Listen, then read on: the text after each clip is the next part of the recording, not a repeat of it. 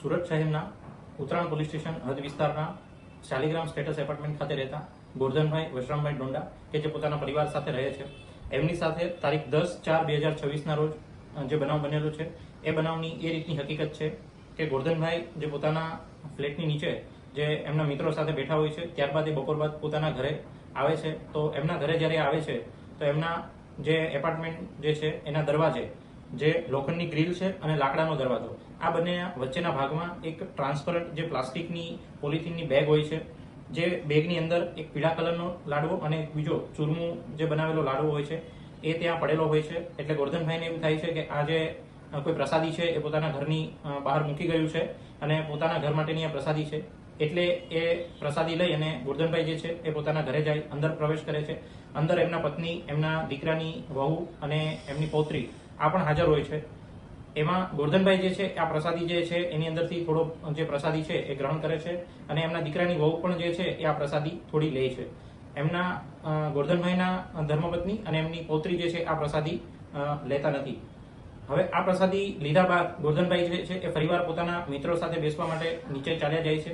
થોડીવાર પછી એમની તબિયત જે છે એ બગડે છે અને એમને એ બેભાન અવસ્થામાં હોય છે. એટલે એમના મિત્રો જે છે તાત્કાલિક સુરતની જે ખાનગી હોસ્પિટલ છે એમના ખાતે એમને લઈ જવામાં આવે છે અને પરિવારને આ બાબતની જાણ કરવામાં આવે છે.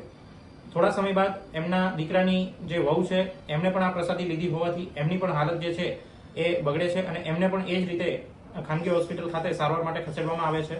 ત્યારબાદ એમના દીકરાની વહુ જે છે એની સારવાર બાદ એમને રજા જે આપી દેવામાં આવે છે અને એમાં પ્રાથમિક તબક્કે એનું થોડું નિવેદન લેતા એવું જાણ થાય છે કે આ રીતની કોઈ પ્રસાદી એમણે લીધેલી હોય છે. ત્યારબાદ ગોરધનભાઈ જે છે એમની જે તબિયત જે છે એ સ્થિર થતા એમને પણ જ્યારે હોસ્પિટલમાંથી રજા આપવામાં આવે છે અને આ બાબતે જ્યારે એમના પરિવાર સાથે ચર્ચા કરી અને જ્યારે એમનું નિવેદન લેવામાં આવે છે ત્યારે એમને આખી વિગતવારની જે હકીકત છે એ સામે આવે છે કે એમણે જે પ્રસાદી પોતાના ઘરની અંદર લઈ ગયા એ પ્રસાદીના લાડવાની અંદર કોઈ એવું તત્વ હતું કે જેના લીધે આ જે છે એ એમની સાથે જે છે એમની તબિયત આ રીતની ખરાબ થાય છે.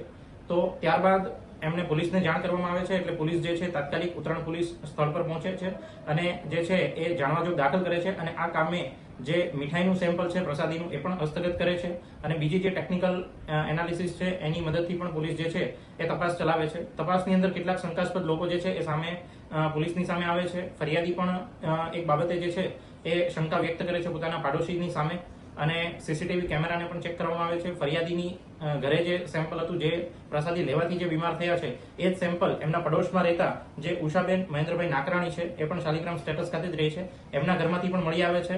આ શંકાસ્પદ વસ્તુ છે એટલે એ નમૂનો પણ FSL